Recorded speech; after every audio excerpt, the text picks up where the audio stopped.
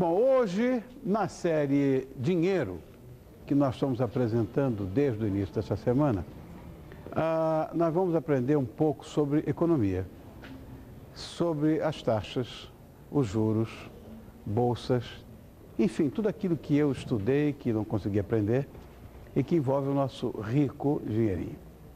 Antes, porém, eu queria que você conhecesse o convidado de hoje.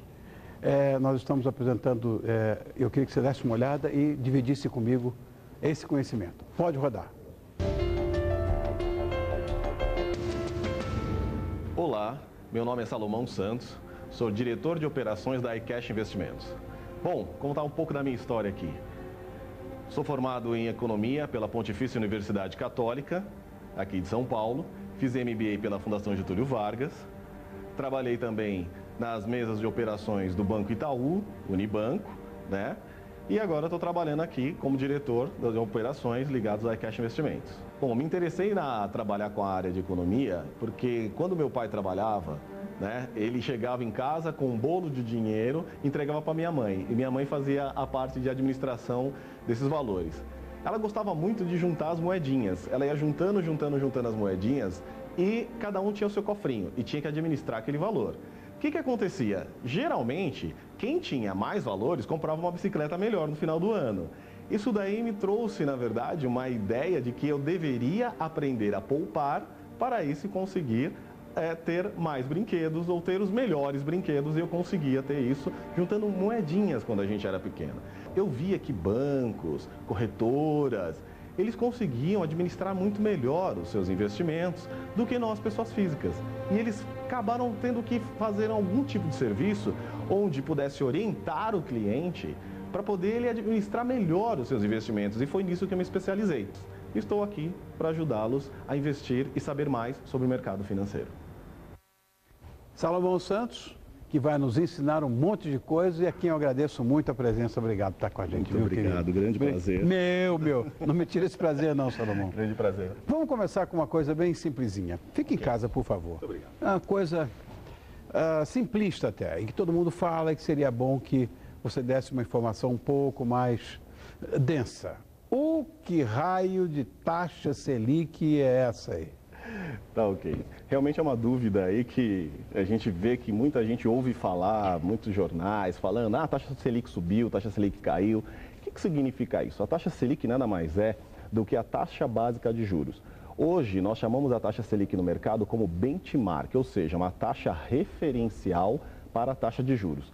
O que significa isso? Na verdade, os bancos, tá? Só para se ter uma ideia, eles trocam dinheiro entre si todos os dias e eles precisavam de uma taxa para referenciá-los.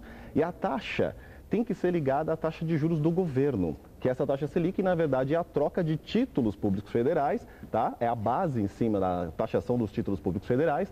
E os bancos, nessa troca, eles utilizam, na verdade, essa taxa de juros, a Selic, como base.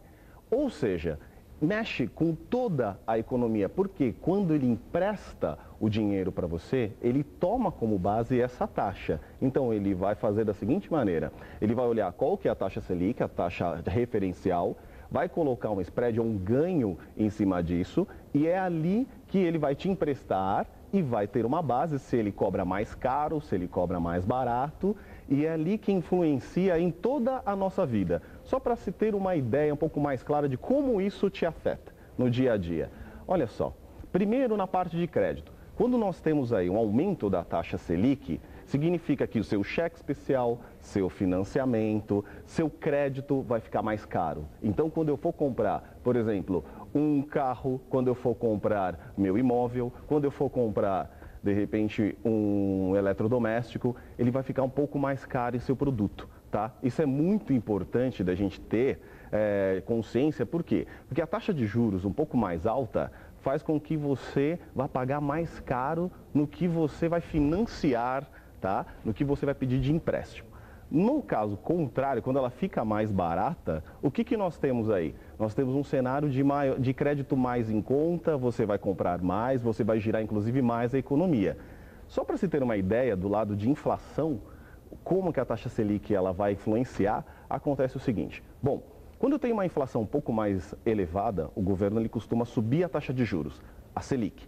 Por quê? Porque ele aumenta o crédito, ou seja, na verdade ele aumenta a taxa de crédito, o crédito fica mais caro, as pessoas vão consumir menos, tá? A gente vai ter uma diminuição de produção e uma diminuição de emprego. Inclusive, essa é uma grande discussão que a gente ainda está tendo, porque a gente tem uma das maiores taxas de juros do mundo, tá? Em virtude, inclusive, de tudo que aconteceu na nossa economia, tantos planos econômicos aí, né, ao longo do tempo. Então, nós temos aí a taxa de juros mais elevada, ela ocasiona tudo isso daí. Já no caso de uma taxa de juros mais baixa, que é o que pode ocorrer ao longo dos próximos anos, eu tenho um crédito mais barato, eu tenho mais produção, porque as pessoas vão consumir mais, e eu tenho um maior nível de emprego. É nisso que influencia a taxa de juros.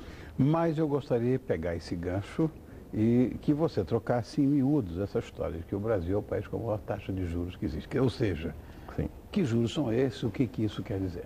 Tá.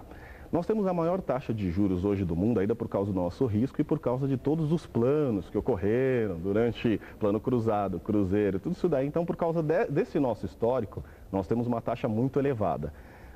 O que acontece? Vamos fazer um comparativo aí. Nos Estados Unidos, hoje, a gente tem uma taxa de juros entre 0 e 0,25, porque ele realmente está empurrando o consumo, tá ok?